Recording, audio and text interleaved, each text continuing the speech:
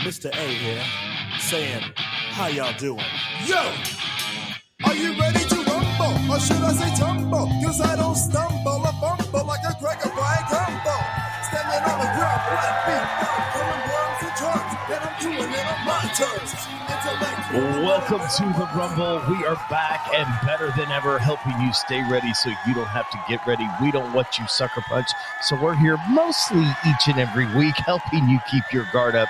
I am Jeremy Lavelle with Remedy Claims Consulting at Claims Coach on Instagram and TikTok, and they just call me the Mouth of the South. And alongside of me is the Catastrophe Queen and the Claims Dame, Miss Jessica Odell. And as always, the precipitously panegyric and the perspaciously piquant, the one, the only baby cakes, Miss Donna Lavelle. You're scraping the bottom of the barrel, it sounds like. I'm really not. No, I'm not. It's just a lot. It's a lot of peas to what get out of your mouth. What do those words mean? You want to know what the words mean? Well, Yep. I thought you might. Not just me. Our listeners want to know what those words mean. Oh, they do. So, well, I mean, in all fairness, that's a fair question. Would you want to go with panegyric first? Because I can give you the panegyric definition, which basically means one that is inclined to give public praise. Oh, I do that. Yeah, you do that. Yeah. So then you have percipient, which is another word that I use there to describe you, is having a good understanding of things and perspective. Oh, so, okay. Very discerning at a level. Thank you. Piquant is pleasantly sharp or appetizing. I'm appetizing. Yeah, there you go. Yeah, yeah, there you go.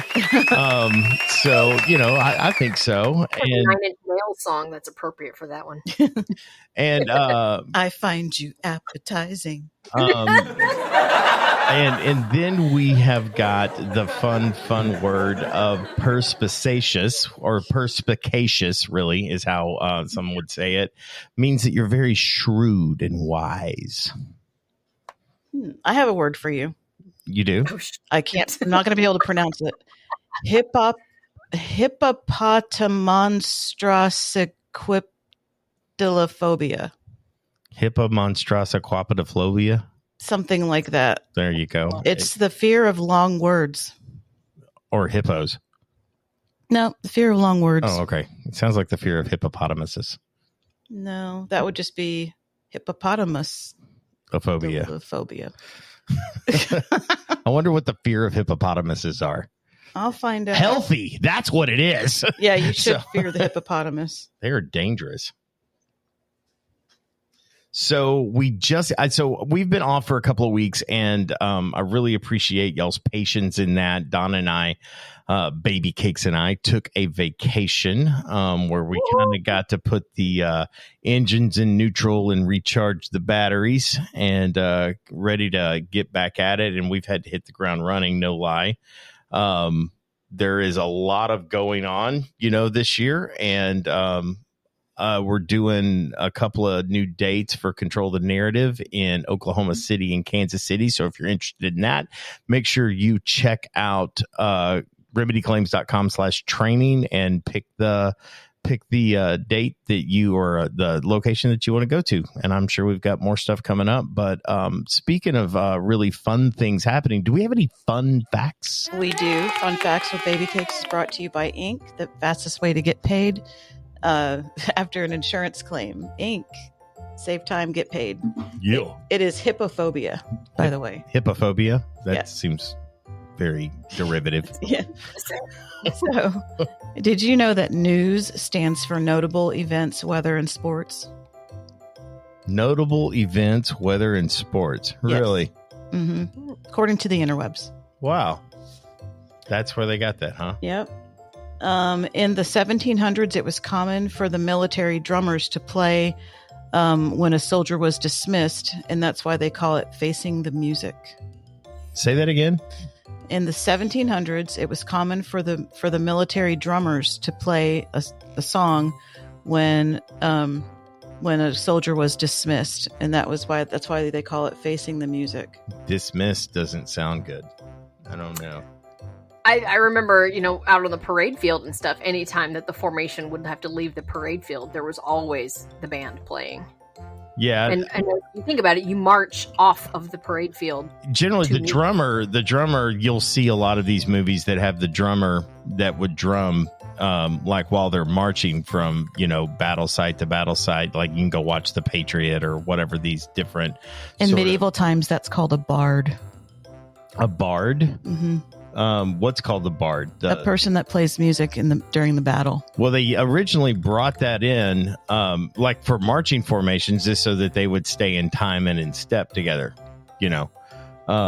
That was the original reason of the drum in the military lineup, is that they were marching, is to help them keep in time. And so, but then we came up with really fun things. I'm sure Jess could enlighten you to a couple of the cadences that may have been called out while she was in formation. I know that I could.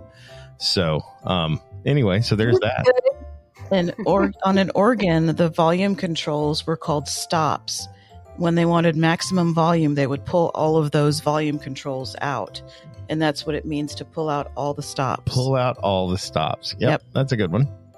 Again, back in the 1700s, social clubs were very hard to get into. So when people wanted to join one, the members would vote, and a red ball meant yes, and a black ball meant no. So if you got too many black balls, you did not get into that club, and that's what it means to be blackballed. Yeah, I had actually heard something along those lines. Yeah, that's a good one. Yep. My last one is, if you pinch the skin on your elbow as hard as you can, it won't hurt. Yeah, I knew that. I've done that before. It's kind of weird. Yep. Yeah. But when you scrape your elbow, it hurts like hell. Can I add two fun facts that that is thematically in line with what you're doing there? Of course. Have y'all ever heard the expression, a good rule of thumb? Yes. Do you know where that came from? No. Not a clue. So back in the day, I don't want to give you dates such as the 1700s, but it seems more like a 1400, 1500 kind of thought pattern. That when it came time to beat your wife, you would not use a limb that was bigger than your thumb to do it with. So when it came time, if you ever had to, just as people do, or maybe it was slaves or something like that. But the way that I originally heard it, and I put it that way just because of the humor that might be attached to it, when it comes time, because we know it's going to happen. Yeah. So a good rule of thumb comes from selecting the branch that you are going to utilize to inflict your will. Then there was an expression. Have you ever heard, I'm not going to be your whipping boy, or the whipping boy? Yeah. Where that comes from is, I know where that comes from.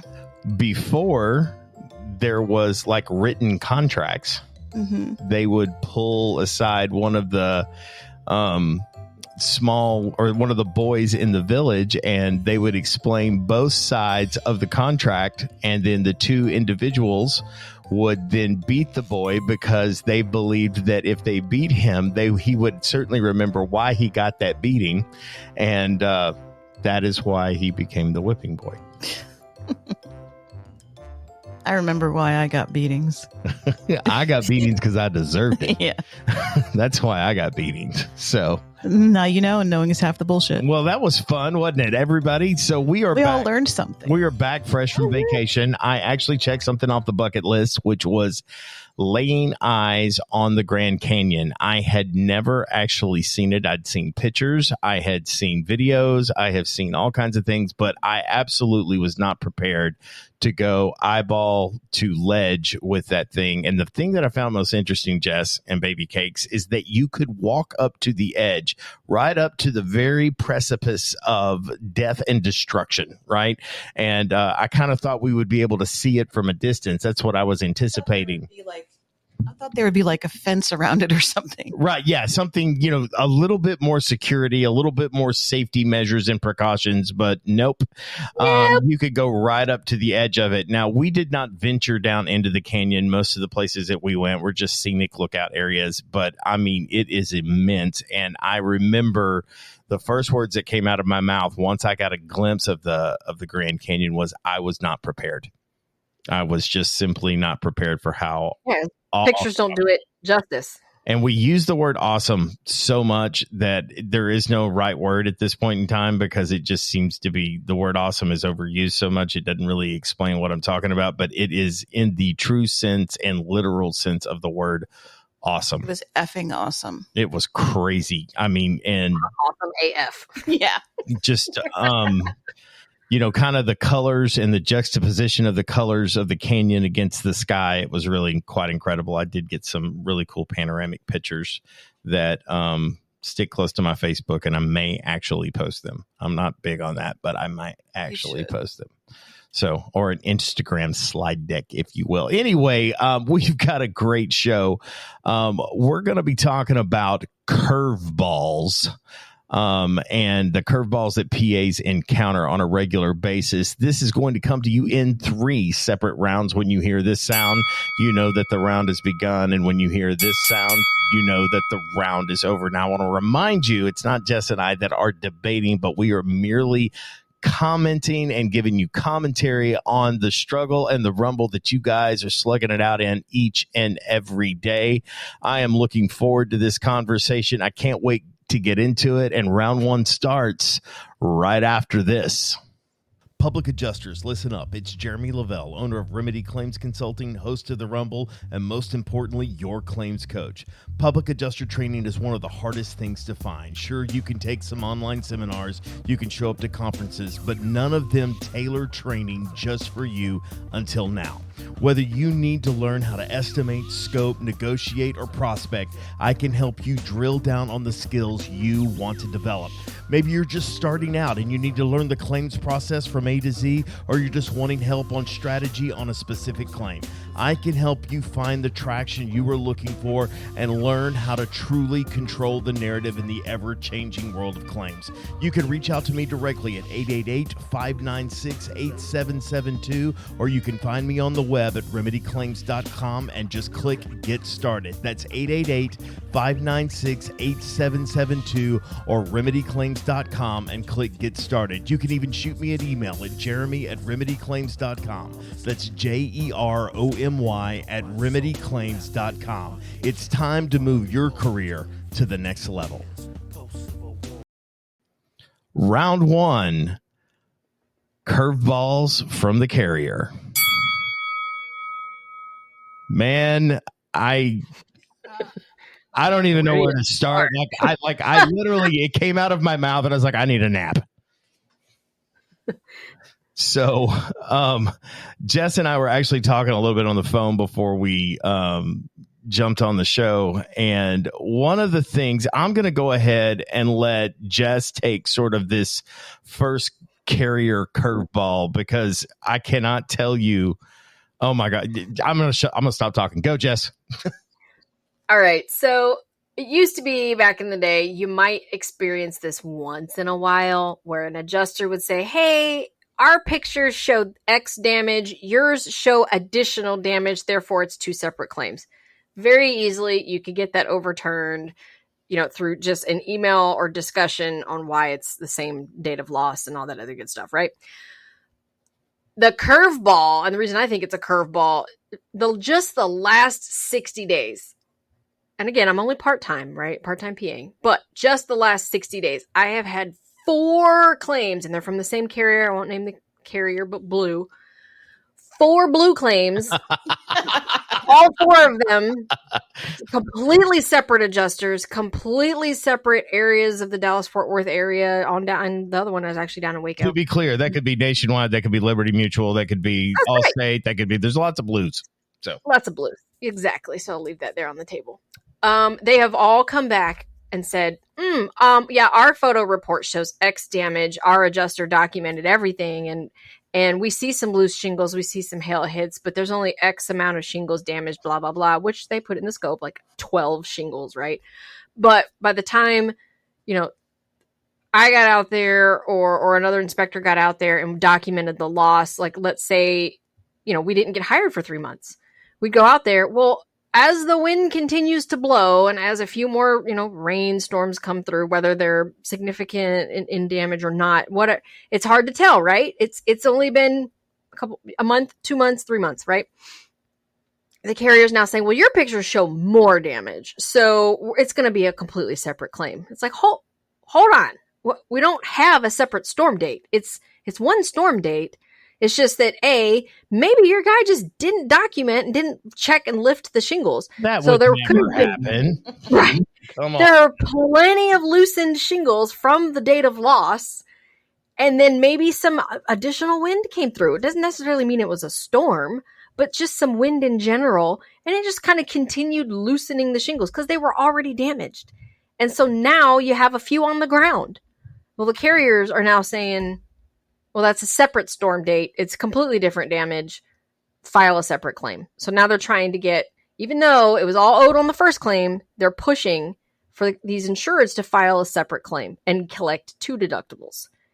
And it's just wrong. And again, it used to be you could just pick up the phone, have a conversation with the adjuster, document it in an email, and it would get reversed. The last 60 days have not been like that. And so I feel like it's a kind of a curveball. I wasn't prepared for them to come back and say, dig their heels in and say no. So I can't imagine I'm the only one. So curveball, how are PAs out there handling that? Well, so there's a couple of things that I want to delineate in this particular topic of conversation, and I want to move quickly because I want to get to some other curveballs. One of the things that I have seen is there was some sort of effort or meeting, because as the climate in insurance claims has changed, as you see rising deductibles, I have seen on a multitude of claims where they're doing the very thing that Jess is talking about here. And the original thing is why was it? We can agree that there was an additional event. Okay, so we can talk about the fact that there was an additional event that occurred. So we had a storm on the 1st of April, and then we had a storm on the 9th of April, and both caused damage, right? We can all agree that the house was in a lesser condition after each of those events. And what you see carriers trying to do is they are trying to separate those losses and basically try to get you to pay 2 deductibles. So if we're going to have to replace the roof, I would much rather you pay a double deductible than our liability is thereby decreased, right? So, and your financial responsibility is increased. Now, that is what they love. They love to do this. Okay. This is not the first time I've seen it. Usually I attributed that to ignorance.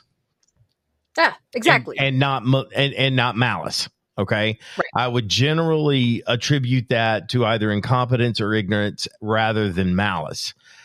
I am now seeing that basically the way that they inform their desk adjusters is more from a, there's no moral understanding or moral why of, there's no understanding of the moral why behind why they're asking to be done. Most of them believe that the guidelines were written with the policy in mind and not the balance sheet. Okay. Again, I want to be clear. Guidelines have nothing to do with the policy. They have everything to do with getting a predictable outcome and trying to rein in the different results from different adjusters. Jess can go look at a loss and I can go look at a loss. Jess can write an estimate and I can write an estimate. And I guarantee you, we're going to have 2 very different numbers. You know what I'm saying? Now, it is possible that Jess writes one for $30,000 and I write one for $70,000. Now, it doesn't mean that one is right and the other one is wrong.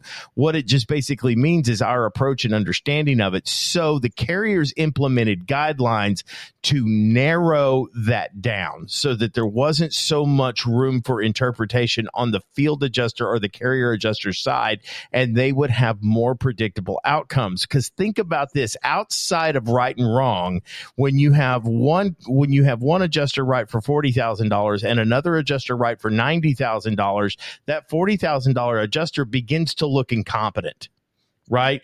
And they very well may not be incompetent. They just simply may not be looking at the loss, or their approach to the loss is completely and totally different. So insert guidelines to help provide a guide and a direction, but those guidelines are going to be written with a level of fencing so that you don't get outside of the policy. Right. It's kind of like standardizing how you would approach a roof, or standardizing how you approach a water loss. It's no different than a PA with some macros or some templates or something. Exactly. And it is something that is in place. Guidelines are in place so they don't make errors in the wrong direction. And errors in the wrong direction is covering something, maybe replacing something that they don't owe for. Do you know what I'm saying? Those kinds of things. And they put all of these other safeguards and redundancies, such as authority level, that they want you to keep under your authority level. They want to make sure that you're adhering to the guidelines. And this prevents them from a little thing called estoppel or detrimental reliance. Because once you extend that coverage, because I ask desk adjusters this a lot, do you have discretion on what the policy covers and doesn't cover? And that answer is always really no. But from a legal standpoint, yes, they do. Because if the adjuster says, oh, no, we'll cover that, and it's a flood loss, so to speak, and the policy doesn't cover it, but they say, oh, yeah, we'll cover that. Here's your estimate and here's your check that's underneath my authority, then they do have discretion to extend coverage where no coverage per the policy may be available. That is something that can happen. And so because that can happen, they inserted guidelines to keep things like that from happening. Okay, so guidelines in general are not evil because it allows them to create some level of a predictable outcome on a claim by claim basis. And then as we get into the nuance and the specifics of the claim, then we can address whatever may need to be addressed in supplement. That's the way it should work. Okay. But these guidelines have been taught. They quit teaching policy. They start teaching guidelines. And the adjusters believe that the policy is written around the guidelines rather than the guidelines written around the policy. And so they get that flipped over because it's how they're trained. It's quite honestly the way that they're trained. And I know this because I worked on that side. You were one. Exactly. I was one. So I'm not guessing. You drank that Kool-Aid. Yeah. So I still got the little great mustache and everything. So, anyway, the idea here is that when you start dealing with them on this, they will dig their heels in because it has gone the way that they have approached their desk adjusters is through indoctrinating them into this rather than educating them on making informed decisions based on the evidence because the outcome is unpredictable. And there is nothing wrong with approaching it that way because they want to extend coverage. They want to open up coverage. This is what we're offering at this point in time. So you should go get a contractor or a public adjuster that is going to help you with the nuance of the claim because we're not actually contractors, but we do know that it's covered. So we're going to open up coverage. This is probably, I used to tell people this all the time. I'm not a contractor. I'm an adjuster. What I see is that this is damaged. So when your contractor comes out and if he has any questions, please have them reach out to me. And I still know a few carriers that behave and act that way.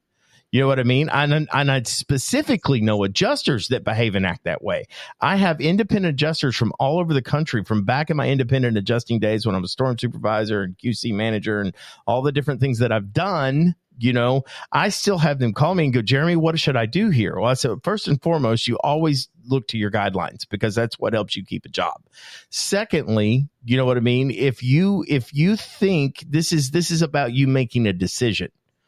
And so I was on the phone with an adjuster earlier today that was calling and asking me, shout out to my boy Benito Paul out there in Florida doing good work. And that guy is licensed in so many states and doing all kinds of stuff. I appreciate the work that he's doing. But I was on the phone with him and he was talking about a siding issue where the carrier wants to use the harvest method on siding. Okay. And that harvest method can be a real curveball when you're looking at it. And so they know that they're going to replace the front elevation of siding, but not every piece on the front elevation is damaged. They want to then go around to the other damaged elevation, the rear, the right, the left. I don't really care which one it is, and use undamaged used pieces of siding and then put that on the couple of, the isolated damage areas on the other elevations. Well, I asked him, I said, the best way around this is to agree with him, but really estimate what it's going to take to remove the damaged piece of siding and use this used piece of siding and what all of this involves. And so we talked a little bit about it. If you're really curious about what our strategy was there, then go to remedyclaims.com/training and sign up for Control the Narrative. But we came up and developed a strategy around, and this particular claim was actually an ACV policy. We basically said, look, we're going to agree with this adjuster because the moment that it's ACV and we're not dealing with replacement cost and we're dealing with repairs now, because it's a repair rather than a replacement, now we're going to eliminate depreciation from this, and they're going to pay the full cost of the loss rather than a depreciated cost of replacement. So this becomes a very specific strategy on how you attack these things. And so when they want to do some of these things, look for a way to agree with them, because that adjuster's thinking, I'm going to pop off this damaged piece of siding, I'm going to pop in this other one like they're Legos. But that's not how this works. That's not how siding is installed. And depending on the location of this damaged piece of siding, that could become very labor intensive really quickly. And then you can hold them to wanting to repair. It's like, oh, no, I don't want to replace it. We're going to go with it your way. But in order to achieve this, we're going to have to pull some of these things off. Right.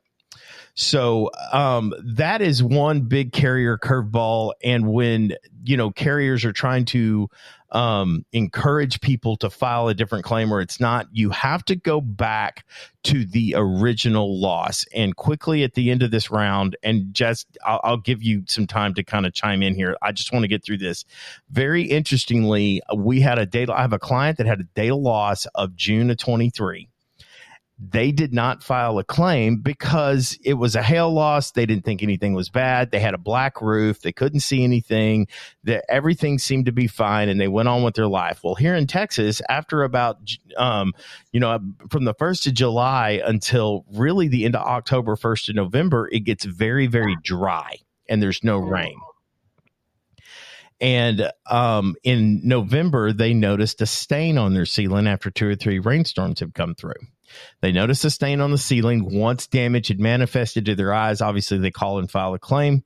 The CAT adjuster comes out. For whatever reason, he got handed off to the CAT team. So the CAT adjuster comes out. He goes, well, they filed a claim for a spot on their ceiling, right? That's why they filed the claim. Well, he comes out and he writes an estimate and does an adjustment for the roof damage. Not for the spot on the ceiling, but for the roof damage. So basically, the whole reason they filed a claim went completely and totally unaddressed and said, you'll have to file a separate claim for this. No, what I would need to actually file a separate claim for, would be for the additional damage. Wait a minute. No, that's the original cause of loss. So we're going to have to go all the way back here. Well, exactly. So because of this denial, they hired me. And so I go in and I write my report and I turn it in, and so it gets assigned to a different adjuster, a different desk adjuster, right? It's assigned to this desk adjuster, and the desk adjuster hits me with the same thing.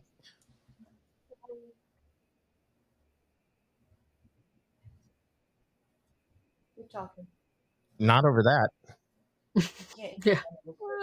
Oh, So it gets assigned to a different desk adjuster. I get the email, says, I'll be handling this claim now. And I was like, thank God. This is literally what I thought, Jess. I was like, thank God, because surely there's not 2 individuals that are going to make this same error.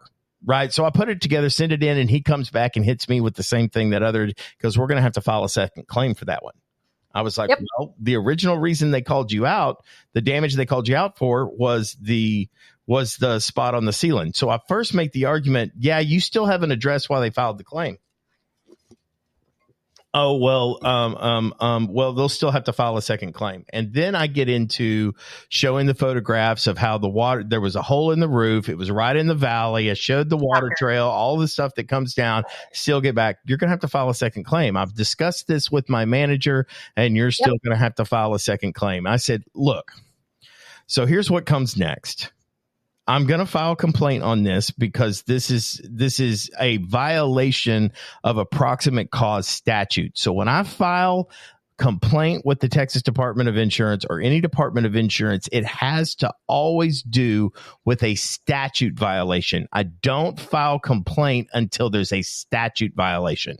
And so just because we have different interpretations of the policy, now there are other public adjusters out there that will disagree with me on this, and that's fine. You can do, but from an administrative burden of a guy that is trying to build a firm, I don't have time to file a complaint every time they don't return a phone call or an email.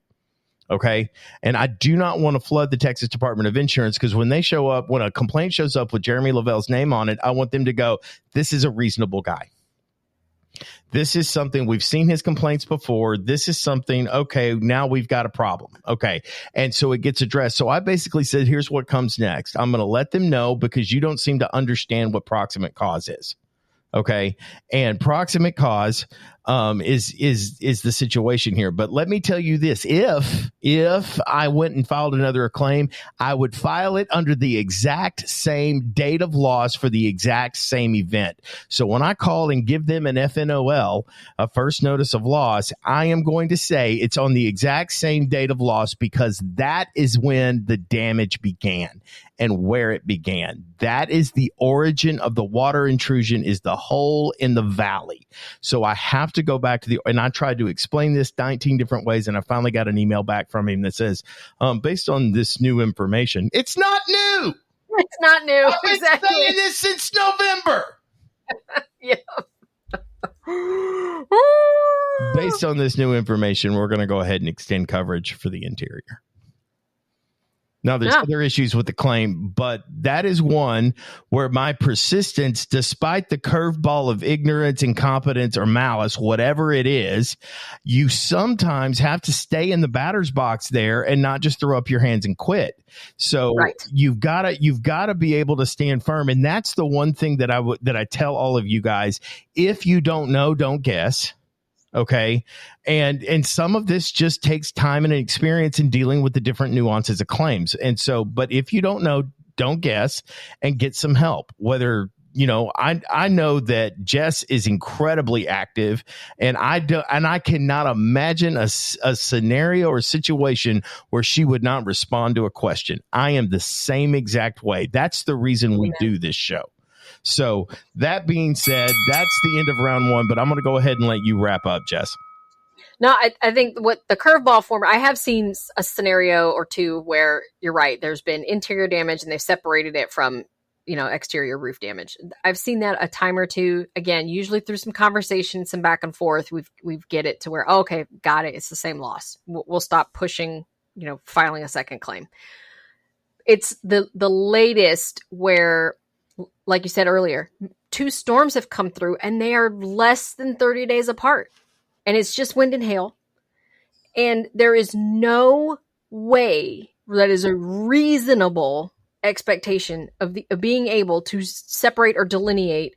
This shingle over here was damaged on April 1st. And this shingle over here was damaged on April 27th. And this one over here, it's unreasonable. It's an unreasonable expectation for anybody to be able to do that and extrapolate that kind of information. Right. But so I try not to focus on that. And I try to go back to, look, there was enough damage on the first date of loss to warrant a roof replacement. And then I'll go through the explanations why, especially if underlayment has been compromised. Oh man, if underlayment's been compromised and you have interior leaks, that's easy. Going back to the siding thing that I was working with on Benito, one of the things is that when siding, this is in the same line. I'm not trying to steal the conversation ball here, but when that because that siding is screwed, fastened, nailed in some kind of way, and it's going to go through the felt, the house wrap, and probably into some kind of plywood, right? Boom, boom, boom, boom. Those are holes. Okay, so we can't use the same hole because that hole is wallered out. We're going to have to put new holes, and you cannot address all of those layers without getting down to the house wrap and then sealing that hole up. So while I'm all about using the old siding to repair this new one, but we're going to have to replace all the house wrap and felt while we're at it. Yep. There you go. Yep. I'm all about the repair though. That sounds great to me.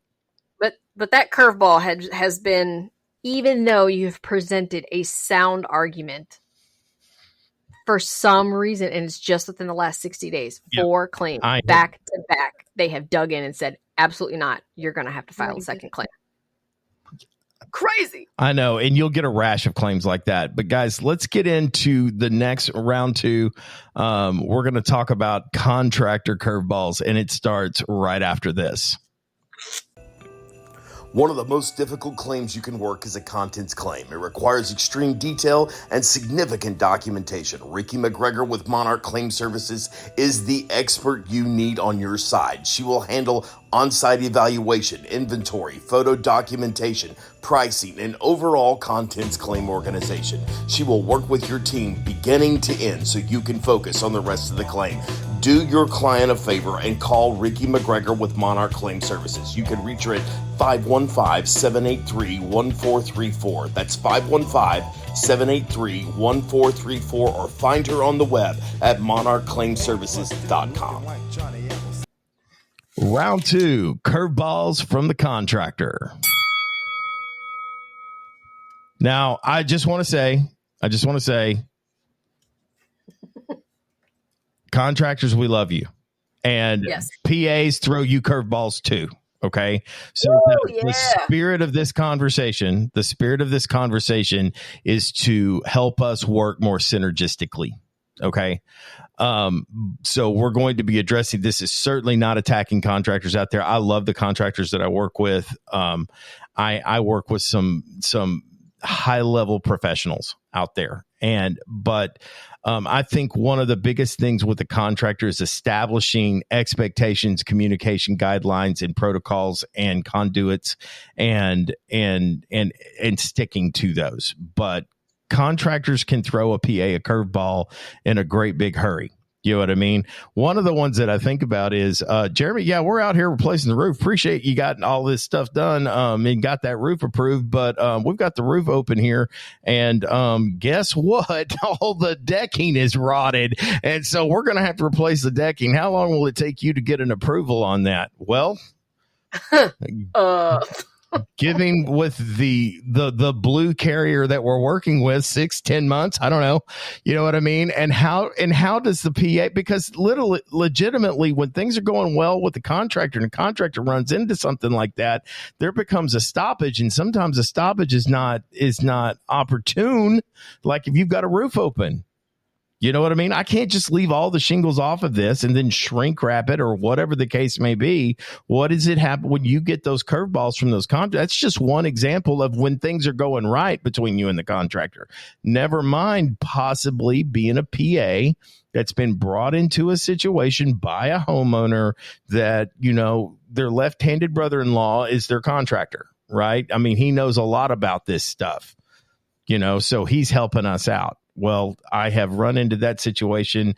And so all of the contractors that listen to this show, we're not talking about you, to be clear. So what are some contractor curveballs that you've run into? Because you work really, I mean, Jess straddles the fence between contractor and PA. And so I'm going to let her kind of talk about some of these and what her messaging has been to the contractor from a PA perspective, and then vice versa. So 2 curveballs I see, and it's, again, having been a PA for a while and then now running operations in a water mitigation, reconstruction, restoration company. Just, I really do appreciate the exposure, because now I see why both sides kind of fight each other. sometimes we'll see out there as PAs where contractors may invoice for something that they didn't actually do and call it cost incurred, because I don't know about a lot of other PAs out there, but cost incurred is a lot easier to fight because it is a cost incurred. As long as it's reasonable, it's cost incurred. It's owed. However, if said contractor did not actually place X amount of pieces of equipment out there and actually didn't run it for a week, they ran it for 2 days or something like that, or we'll find out that maybe a contractor and the homeowner have made some kind of agreement together. I'm going to bill you for XYZ, but I'm not going to actually do XYZ, so that way you can pocket some money. Or the homeowner has convinced the contractor to do it that way. And maybe as a PA, you don't really find that out until about halfway through your fight, when you're asking for extra documentation. You're really digging in. You're really starting to get to know people and start seeing little red flags. That's kind of a curveball. You don't expect that that's what anybody does out there, because everybody knows you're not supposed to pocket any money from an insurance claim. So there's that, and then another one is scope disputes. I got it. We're PAs. We are not the experts in construction. We're not, and I don't ever claim to be. But one of my favorite losses, as most people know, is water losses. And being IICRC certified or Normie certified or some of these other certifications for water losses or applied structural drying, etc., it still doesn't make you an expert. It just makes you more educated. It opens your eyes to proper, industry standards for the most part. That's what brings the certification, right? And there's manuals out there that govern this stuff. Like for IICRC water loss, it's S500 for residential anyway. So sometimes you'll get a claim where the water mitigation team has already come out and they've done their stuff, but then the rebuild contractor comes out and he's like, I don't understand. We didn't do a 2-foot flood cut, or we didn't do a flood cut at all. They just removed, pieces of trim and called it a day. But now me as the rebuild guy, I'm noticing, microbial growth, and I'm pretty sure we're supposed to do a 2-foot flood cut. And then I go to fight that with the insurance company, and the insurance company says, we're not going to do that. We're not going to pay for that because the mitigation team should have done that in the beginning if they really felt it was warranted. It's like, whoop, time out. One, some of these mitigation teams are just they're not trained. They're not licensed. They're not certified. It depends state to state, right? Everything kind of depends on what state you're in. But some of them don't have some of these certifications, and they don't know what they don't know, or they've been brainwashed by so many other carriers into thinking, well, they're not going to pay for it anyway, so I'm just not going to do it. So then you come in as the PA, and you're not really supposed to be, any kind of expert in construction. You're supposed to be the expert in the policy. But if you come with these certifications, then you find the curveball is now you're fighting the contractor because the contractor didn't know what they didn't know, or they just felt like, well, I wasn't going to do it because the carriers never pay for it anyway. But that's not the right way. And so now that curveball is fighting those scope disputes. And then the carrier coming back and saying, well, our guidelines say we don't pay for 2-foot flood cuts. I'm like, well, but the IICRC does. It's on page X and paragraph such and such. And here's the screenshot. And here's the whole manual. I'll even send you the whole manual. And they dig in their heels, because what the curveball that they throw at you as a PA is IICRC governs water restoration. It doesn't govern us. It doesn't govern us. We don't care. This is what the policy says. And our guidelines say, go pound sand. And it's like, what do you do to that? There is a whole industry that is surrounded and centered around things like, the IICRC or some of those other associations. I would say in that situation, the IICRC doesn't govern us. No, but it governs all the people that are doing the work. The ones who are liable for the outfall if it's not done right. I understand that. Exactly. So, what you are governed by is the policy. And anytime that there's a loss, we're required to mitigate from further damages. So one of those things is, especially in a water loss, Jess, back me up here, is that just because the leak is stopped doesn't mean the damage quits happening. You know what I mean? Right. You know what I'm saying? And so there has got to be an effort And that effort has got to be, and this is where I run into this, whether we're talking about mitigation, we're talking about repair, right? So let's go back to the rotted roof decking thing that I was talking about at the top of the round, right? So the point is that you have recommended a repair that is not completable. Okay, you've recommended a scope and an effort that is unattainable. And so because you've done that, we now have to go back to the policy for coverage. And then generally, you're going to see one of two things within a policy. Okay. So contractors, listen up. You can't argue this, but you can use words like this that communicate. So the policy is going to either, and most commonly what you'll find is what's called common construction. Okay. And so what makes it common is the IICRC standard. Okay. Exactly. So what you do owe for is common construction. Okay. That's number one. Number two, if it doesn't say common, it will say functional repair.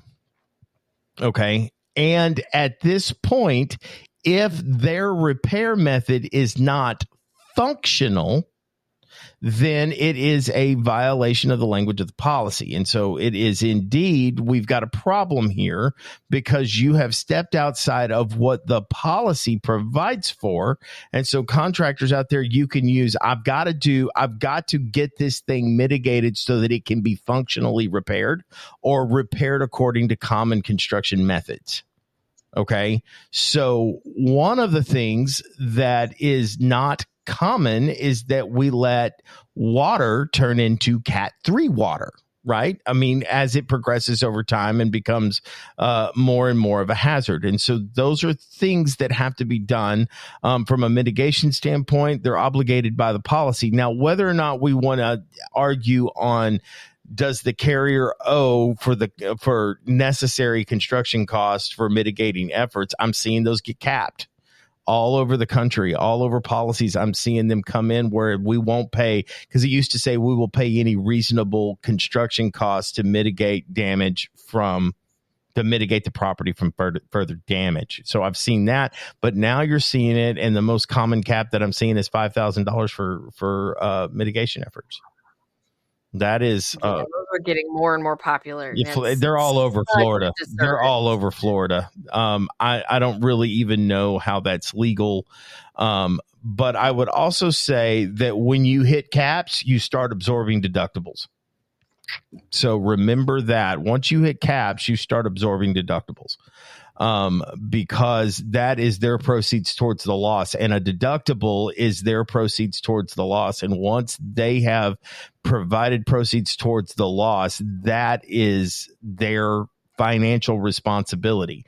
So a deductible is their minimum financial responsibility. Okay.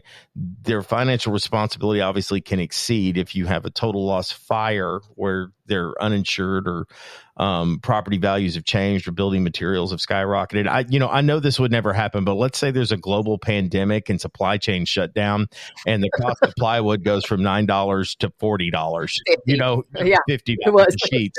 I know that will never happen, but let's just say, for example, that it did. Okay.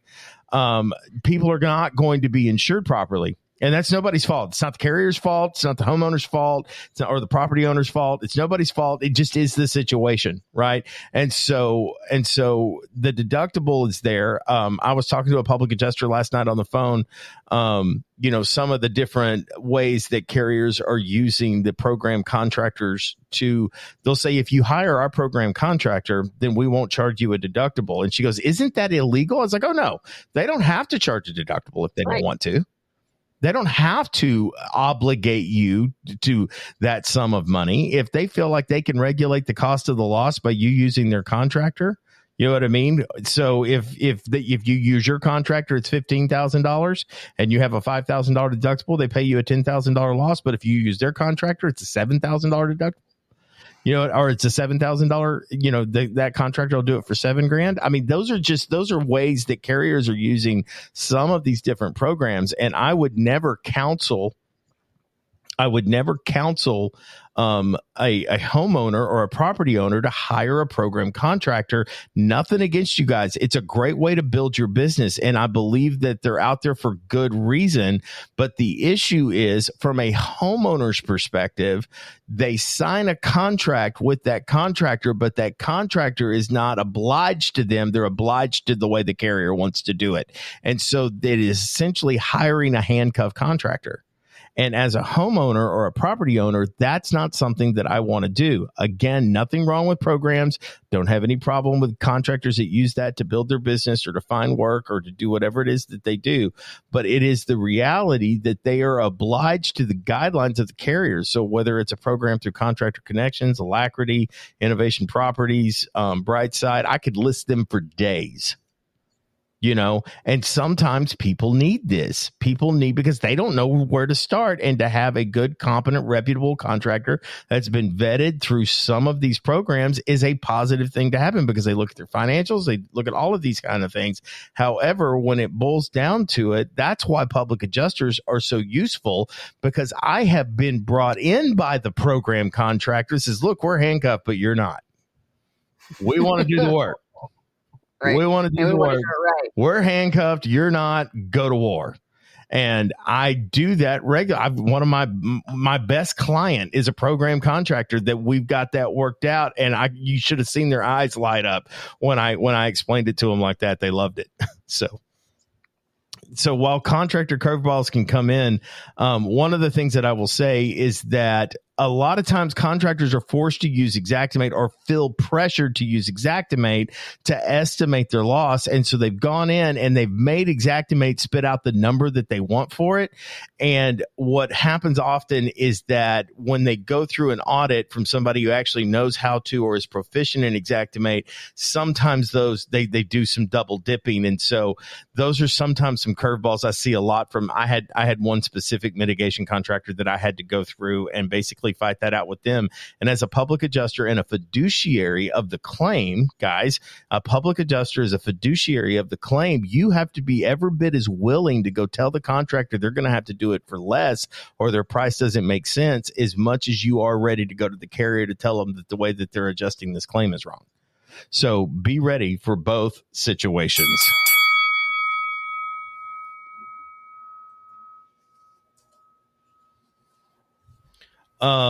So that wraps up the contractor curveballs. Guys, again, remember, contractors, I love you. I'm so glad we have you. We couldn't do this job without you. Amen. If you have any questions or comments or want to throw in something, I just want to remind you guys to absolutely put it in the chat below. And we're going to get into round 3 because it starts right after this. Are you a public adjuster, insurance roofer, or part of the restoration industry looking to streamline your first-party claims process? Let me introduce you to Claim Wizard, the ultimate tool that transforms the way you handle claims. Claim Wizard is designed with your unique business needs in mind. It offers a comprehensive suite of features that makes managing claims effortless. With its intuitive dashboard, you can easily track and manage every aspect of a claim from initiation to settlement. This powerful platform supports document management, automates workflows, and provides real-time updates, ensuring you stay ahead in the game. At Claim Wizard, they understand the importance of support. That's why they offer unmatched customer service with a team of experts who are always ready to assist you. Whether it's a technical query or guidance on best practices, Team Wizard is there to ensure your experience with Claim Wizard is smooth and efficient. Time is money, especially in the claims industry. Claim Wizard is engineered to maximize efficiency. It streamlines the entire claims process, reducing the time spent on paperwork and administration. This means faster claim resolution, increased customer satisfaction, and ultimately a boost in your business's productivity and profitability. So if you're looking to elevate your claims handling process, Claim Wizard is the solution. Try it today and experience a revolution in claims management. Claim Wizard, revolutionizing claims, handling one claim at a time. Round 3. Curveballs from the client. Couldn't even get it out of my mouth with a straight face. Because, oh man. Yep.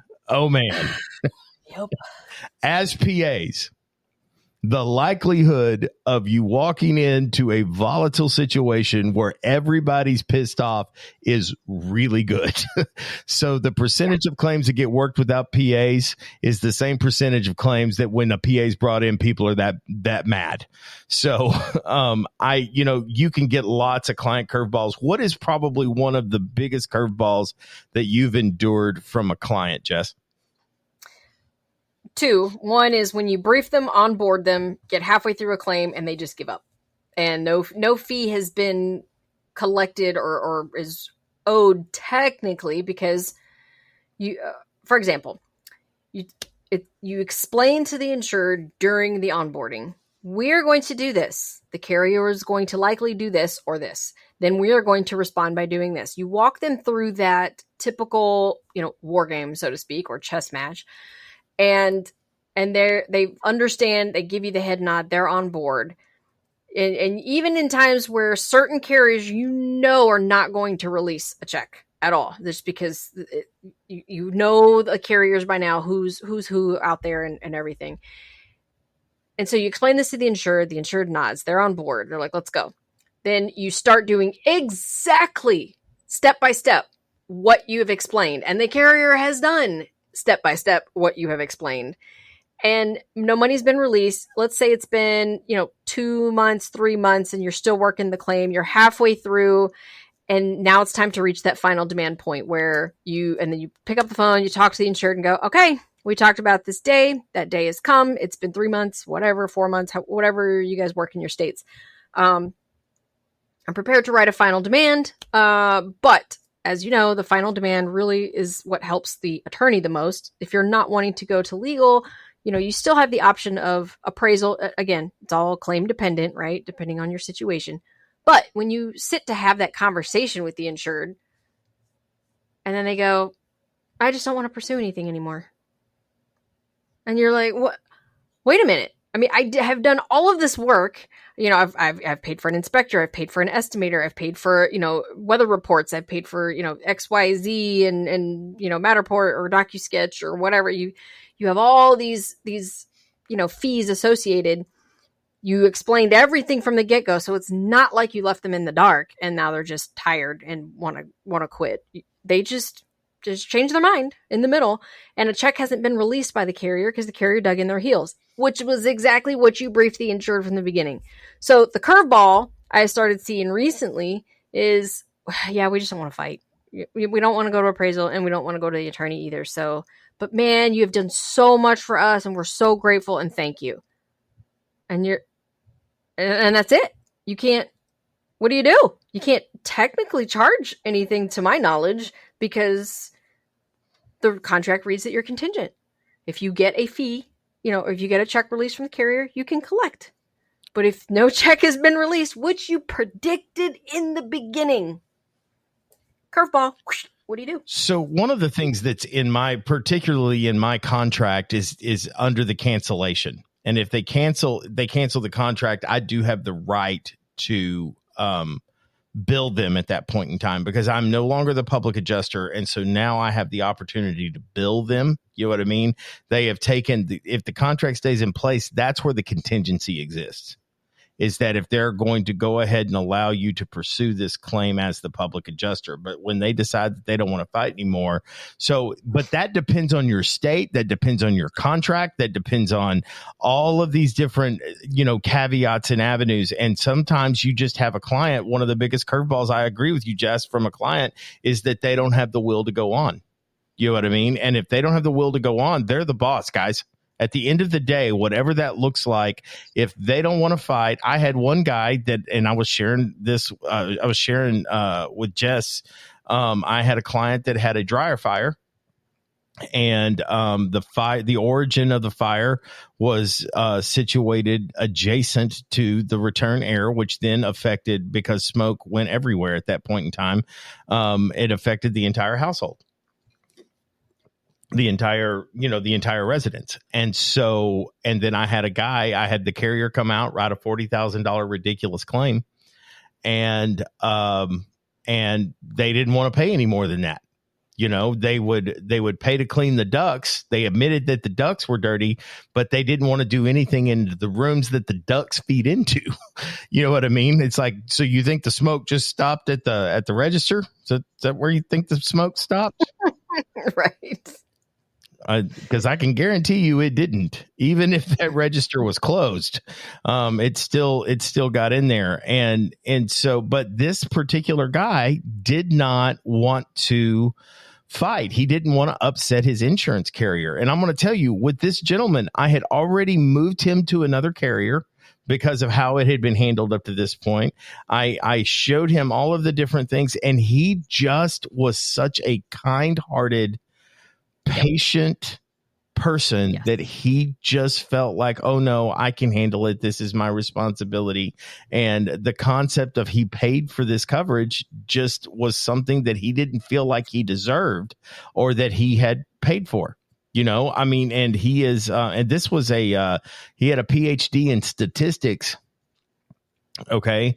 And I wish there were a couple of statistics he would have considered that I would like to show him. You know what I mean? But what he's looking at most likely, and I've had multiple homeowners, it's like, well, I've only paid premium for like 11 years at, $2,000. And so I've only paid them $22,000. And this one loss alone is 40. And so, I mean, I'm ahead. And that's their reason for not wanting to go after anymore, because they have a moral dilemma about it. They have an ethical conflict with them on how this whole thing works. You know what I'm saying? And so, right. And that just speaks to the lack of public education that's available on homeowners claims. And to me, it's one thing if, let's say you fought and maybe the carrier has come up, that the goalpost has moved. Maybe it went from, the typical settlement of $2,000 to $5,000 for a roof claim, right? Well, we'll just pay for soft metals and magically it's all under deductible and no hail ever hit the shingles. So we'll just pay for these things over here, $2,000 to $5,000. PA gets involved. PA works the claim. They dig in their heels. Let's say they do release, and move that goalpost. Let's say they do come from $2,000 to $5,000 up to maybe $20,000 on a $40,000 roof.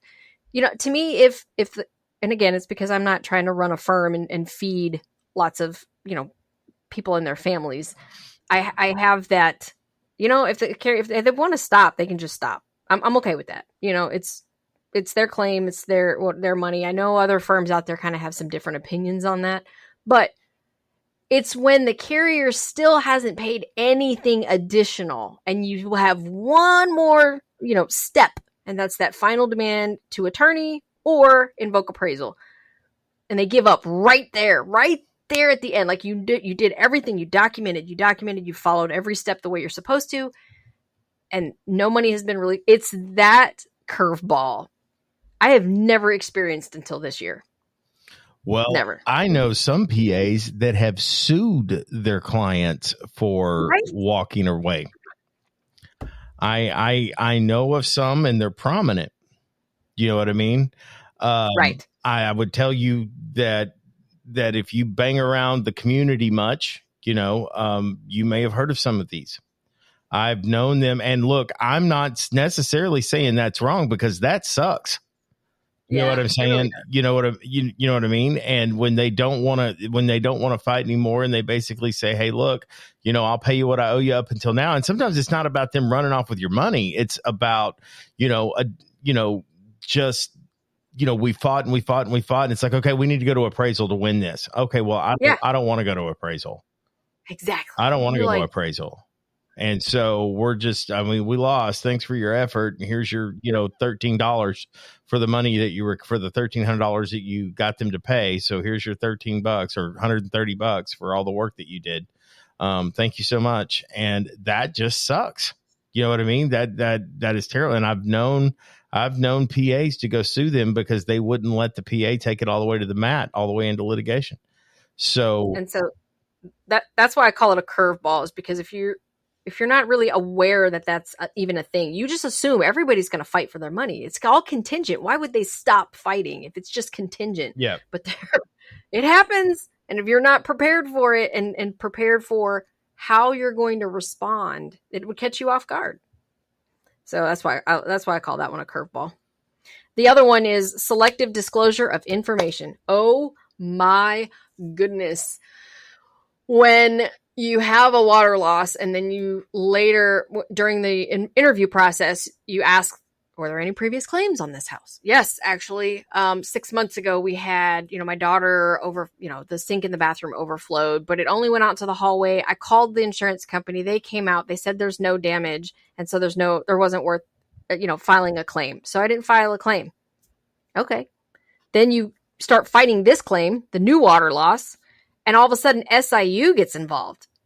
And I was like, wait, why would SIU need to get involved in this claim? It's a small water loss. What is going on? And then you start really digging into the insured, and the insured said, oh, well, I mean, X company came out and they said, they wrote some kind of estimate, but it was under deductible. So there was no claim. I was like, oh, dear God. So whether I failed to ask the right questions or this client didn't disclose all of the information, once I got her to sign basically the notice to carrier to let me get the file for that claim, then I find out there really was damage. They actually did write an estimate. It was barely under deductible, but it was there, and it did include some flooring replacement. It did include and I was like, oh my God. So it was a curveball I wasn't prepared for. You think you asked all the right questions and you find out either I didn't ask it right, or they withheld, or just didn't think anything. So it's just that I call it selective disclosure of information. Yeah, we kind of had a claim, but it wasn't filed. There was nothing. It never came from it. Nothing ever happened with it. And then it's like, oh, find out, 3 months in. Yeah. It's a bad time to find out. Something did happen with it, and you just don't. Yeah. Right. And they got the check, but it expired because they didn't really agree with it. And they just thought, well, we withdrew the claim, and so it didn't count. Well, no, it did count. It did count. Yeah. So you can run into that. Here's another one of my favorite client curveballs, right? You have fought, you have bloody knuckles, you have a black eye, you walk with a limp after getting the carrier to basically pay a contents claim. And if you're dealing with contents that have been destroyed, right, it's an RCV policy, and you have fought and you have fought and you have fought and you have fought, and then you get hit with the depreciation, whatever that is, right? I'm not here to weigh in on whether or not the carrier is right or wrong on their depreciation. Okay. That's a conversation that we can certainly have, but you have fought and you fought and you fought, and you've got a $500,000 contents loss, and they wrote an ACV check for $250,000. Well, you fought for the 500, and now maybe they replace some stuff. Maybe they don't. Maybe they're fine with what they have. We're happy with our $250,000. Well, wait a minute. I did $50,000 worth of work here. You know what I mean? And you're not wanting to go and turn in these receipts so that I can recover the money that I need to recover to have made this thing worth it. Now, I know everybody's throwing rocks at me because $25,000 ain't enough. No, it's not enough. It's not enough. And in fact, one of the things that I did, and I can do this in Texas, again, check with your attorneys and your statutes and all of these kinds of things. But in Texas, we can bill on the full RCV value of the claim. So guess what Jeremy does now? Jeremy built, even when that ACV check comes in, the RCV value, my RCV invoice is due, because whether it's contents or whether it's the pergola in the backyard that is beat to hell, and you got $7,000 for that pergola, and they're not going to do anything with it because they don't care. Right. All of these different things, when they decide to not do the work, that is the biggest curveball, is when you've won the claim, you've got the ACV check, and then they just decide to not do the work. Or one of my favorites is they didn't tell you that their mortgage wasn't caught up, and the mortgage company seized all the money. That's another fun one. That's a curveball, and then some. You should be asking about that. Yeah. Right. And so a lot of these curveballs. And so when you're dealing with these curveballs, a lot of these baby cakes is right. This comes down to your interview questions. When you spend some time with that homeowner, when you're setting expectations, when you're talking about outcomes, and you are gathering that information before you sign that claim and do your $50,000 worth of work. Because I'm going to sit down and go, look, if we get $500,000, you're going to get an ACV check of $300,000. You owe me $50,000. when the 300 comes in. That's what you owe me. So whether you want to replace it or don't replace it, I will be happy to continue to service the claim, turn in your receipts, get all of that replacement cost money there. But I want to be clear. I'm not going to wait for you to rebuild your house a year later and maybe you buy a new bedspread and maybe you don't. You know what I mean? Or that you're going to track it and all that kind of stuff, because what happens most of the time, and I have talked to multiple agents when they pull what's called a clue report, or at least that's what I've heard it called. They pull a clue report, and the clue report basically will give them a claim history. And in that claim history, that will tell them whether or not they ever recovered the depreciation that was available to them. And generally, when there's been no filing for recoverable depreciation, that is an indicator that the work was never done. And so when they didn't recover the depreciation, that's when carriers start asking for receipts. Did you do this work? Do you have a receipt? Do you have some kind of picture or something to prove that it was done? Because even if you did it and you don't have any pictures and, you replaced your weatherwood shingles with weatherwood shingles and it looks exactly the same and you can't prove that the work was done, guess what? It's not getting paid for, even though you did it all. You know what I mean? So these are all things that occur because a client was not properly informed, educated, or directed. Or selectively withheld. Yeah, right. Yeah. Misrepresented their position on it. Oh no, I've never filed a claim in my life. Ever, never once. Because I have seen some email traffic from contractors to insureds that says, don't tell the public adjuster XYZ. And it's like, are you kidding me? God. Well, that was... Curveballs are crazy, and no matter what you do, I feel like I find some kind of curveball on each and every claim. We can do another episode on curveballs. Another 3 episode on. Well, we could change the entire show to curveballs. Yeah. But claim curveball. I'm partial in particular to the rumble, so we're going to stay with that. I like it.